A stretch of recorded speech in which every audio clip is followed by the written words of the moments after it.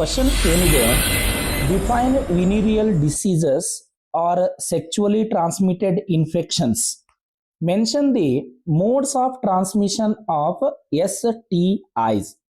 ಅಂದರೆ sexually transmitted infection related definition plus ಅದು ಯಾವ ರೀತಿ ಟ್ರಾನ್ಸ್ಫರ್ ಆಗುತ್ತೆ ಅನ್ನೋದನ್ನ ಕೇಳಿದ್ದಾರೆ. Infection or disease which are transmitted through sexual intercourse are collectively called sexually transmitted infections or venereal diseases. Modes of transmission ಬರಿಬೇಕು, ಯಾವ ರೀತಿ ಹರಡುತ್ತೆ ಅಂತೇಳಿ. ಒಂದೇದು sharing of injection needles or surgical instruments of infected persons, transfusion of blood of infected persons, infected mother to the fetus. ಈ ರೀತಿ ನೀವೇನಾದ್ರೂ ಬರ್ದಿದ್ದೇ ಆಗಿತ್ತಂದ್ರೆ ನಿಮಗೆ 3 marks fix ಆಗಿ ಕೊಡ್ತಾರೆ. ಯಾಕೆಂದ್ರೆ ಡೆಫಿನಿಷನ್ಗೆ 1 ಮಾರ್ಕ್ಸ್ ಪ್ಲಸ್ ನೀವು ಮೋಡ್ ಆಫ್ ಟ್ರಾನ್ಸ್ಮಿಷನ್ ಬರೆದ್ರೆ ಅದಕ್ಕೆ 2 marks. Right any 3 principles to be followed by people to be free from sexually transmitted infections. ಅಂದ್ರೆ ಈ ಒಂದು ರೋಗಗಳಿಂದ ದೂರ ಉಳಿಬೇಕಾದ್ರೆ ಯಾವ ಯಾವ ಕ್ರಮಗಳನ್ನ, ಅಂದ್ರೆ ಯಾವ ಯಾವ ಮೆಥಡ್ಗಳನ್ನ ನಾವು ಅಡಿಕ್ಟ್ ಮಾಡ್ಕೋಬೇಕು ಅನ್ನುವಂಥದ್ದು ಕ್ವಶನ್ ಅನ್ನ ಕೇಳಿರೋದು. ಇದಕ್ಕೆ ನಿಮ್ಮ ಆನ್ಸರ್ ಯಾವ ರೀತಿ ಇರಬೇಕು ಅಂದ್ರೆ, avoid sex with unknown partners are multiple partners, always try to use condoms during coitus. In case of doubt, one should go qualified doctors for early detection and get complete treatment if diagnosed within infection. ಈ 3 ಕ್ರಮಗಳನ್ನು ನಾವು ಬರೆದ್ರೆ ನಿಮಗೆ 3 marks ಈಸಿಯಾಗಿ ಬಂದ್ಬಿಡುತ್ತೆ. What is medical termination of pregnancy?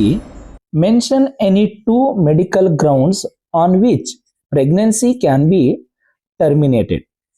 Medical termination ಅಂತಂದ್ರೆ ಏನು, ಮತ್ತೆ medical termination of pregnancy MTP ಅಂತ ಕರಿತೀವಿ, ಅದನ್ನ ಯಾರು ಮಾಡಿಸ್ಕೋಬಹುದು, ಯಾವ ಟೈಮಲ್ಲಿ ಮಾಡಿಸ್ಕೋಬಹುದು? ಟೋಟಲಿ ನಾವು ಹೇಳ್ಬೇಕಂತಂದ್ರೆ ಇದು ಒಂಥರ abortion ಇದ್ದಂಗನೆ.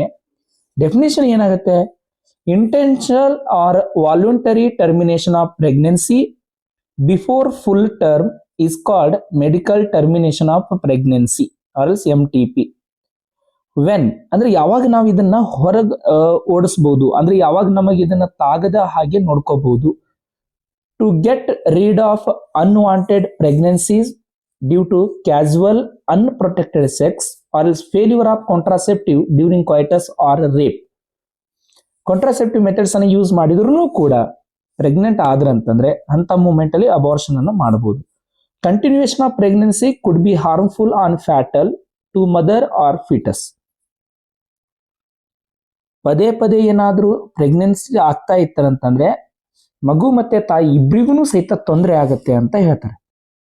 Next question, how do IUDs function in bringing about contraception effectively? ಅಂತಂದ್ರೆ ಗರ್ಭವನ್ನ ತಡಿಲಿಕ್ಕೆ, ಗರ್ಭ ನಿರೋಧಕ ಶಕ್ತಿಯಾಗಿ ಬಳಸುವಂತ IUDs ಯಾವ ರೀತಿ ಕೆಲಸ ಮಾಡುತ್ತೆ ಅಂತ ಕೇಳ್ತಾರೆ. ಸೊ ಫಸ್ಟ್ ಆಫ್ ಆಲ್ ನಮಗೆ 3 ಟೈಪ್ಸ್ IUDs ಇರ್ತದೆ ಅನ್ನೋದು ಗೊತ್ತಿರಬೇಕು. ನೀವು 3 ಟೈಪ್ಸ್ IUD ಅವ್ರದ್ದು ಎಕ್ಸಾಂಪಲ್ ಅನ್ನು ಮೆನ್ಷನ್ ಮಾಡಿ ಬರೆದ್ರು ಕೂಡ ಓಕೆ, ಹಂಗೆ ಬರೆದ್ರು ಕೂಡ ಓಕೆ. ಏನ್ ಬರೀತೀರಿ? Non medicated IUDs increase the phagocytosis of sperm. ಅಂದ್ರೆ ಸ್ಪರ್ಮದ ಕ್ವಾಲಿಟಿ ಏನಂದ್ರೆ ಸ್ಪರ್ಮ್ ಗಳನ್ನ ಏನ್ ಮಾಡ್ತಾವ್? ಸಾಯಿ ಹೊಡಿತಾವ್, ತಮ್ಮಷ್ಟಕ್ಕೆ ತಾವೇ ಡಿಸ್ಟ್ರಾಯ್ ಆಗಿ ಹೋಗುವ ಹಾಗೆ ನೋಡ್ಕೊಂತಾವ್.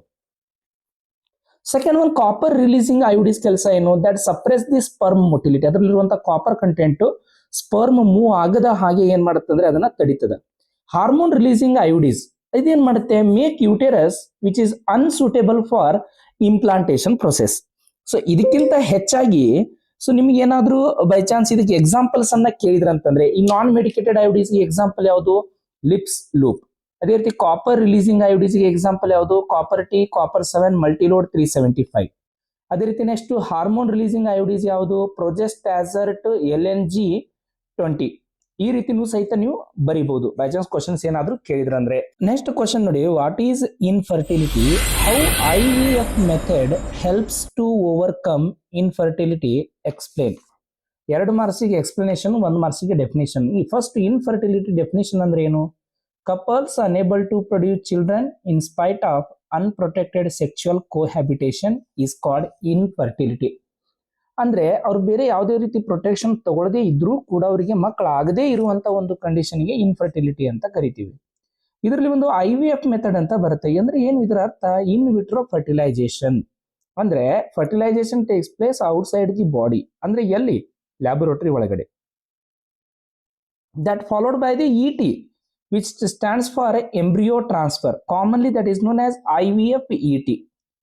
The major process what could be happens in IVF technology, from wife or donor they collect the ovum, and husband or donor they collect the sperm, and both them induce, ಅವು ಎರಡನ್ನು laboratory ಒಳಗಡೆ induce ಮಾಡ್ತಾರೆ, zygote formation ಆಗುತ್ತೆ. ಆ zygote ಅನ್ನ ಬೆಳಿಲಿಕ್ಕೆ ಬಿಡ್ತಾರೆ embryo ಆಗುವವರೆಗೂ, ಅಂದ್ರೆ 8 ಬ್ಲಾಸ್ಟೋಮಿಯರ್ ಆಗುವವರೆಗೂ ಬಿಡ್ತಾರೆ. ಈ ಎಂಬ್ರಿಯೋ ಅನ್ನ ಫ್ಯಾಲೋಪಿಯನ್ ಟ್ಯೂಬಿಗೆ ಏನಾದ್ರೂ ಕಳಿಸಿದ್ರಂತಂದ್ರೆ ಅದನ್ನ ಜಿಪ್ಟ್ ಅಂತ ಕರೀತಾರೆ, ZIFT, zygote intra Fallopian transfer ಅಂತ ಹೇಳಿ. ಅದೇ ಎಂಬ್ರಿಯೋವನ್ನ ಏನಾದ್ರೂ ಯೂಟೆರಸ್ಗೆ ಏನಾದ್ರೂ ಕಳಿಸಿದ್ರಂತಂದ್ರೆ ಅದನ್ನ ಇಂಟ್ರಾ ಯೂಟರೈನ್ ಟ್ರಾನ್ಸ್ಫರ್ ಅಂತ ಕರೀತಾರೆ. ಸೇಮ್ ಇದೇ ರೀತಿ ಇದೇ ಒಂದು ಮೆಕ್ಯಾನಿಸಮ್ ಎಲ್ಲಿ ನಡೀತದೆ ಅಂತಂದ್ರೆ IVF ET ಒಳಗಡೆ ನಡೀತದೆ. How contraceptive methods are helpful to the human beings for conception. ಅಂದ್ರೆ ಇದು ಯಾಕೆ ಅಂತಂತಂದ್ರೆ ಯೂಸರ್ ಫ್ರೆಂಡ್ಲಿ ಇರ್ತದೆ, ಈಸಿಲಿ ಅವೈಲೇಬಲ್ ಸಿಗುತ್ತೆ, ಇಫೆಕ್ಟಿವ್ ಆಗಿರ್ತದೆ, least or no side effects. So hence these are very essential. Next question, mention the methodologies or types involved in the contraceptive method. Contraceptive methods ಅಲ್ಲಿ ಎಷ್ಟು types ಬರುತ್ತೆ ಅಂದ್ರೆ 7 types ಬರುತ್ತೆ. ಒಂದು natural or traditional methods, barrier method, IUDs, oral contraceptive,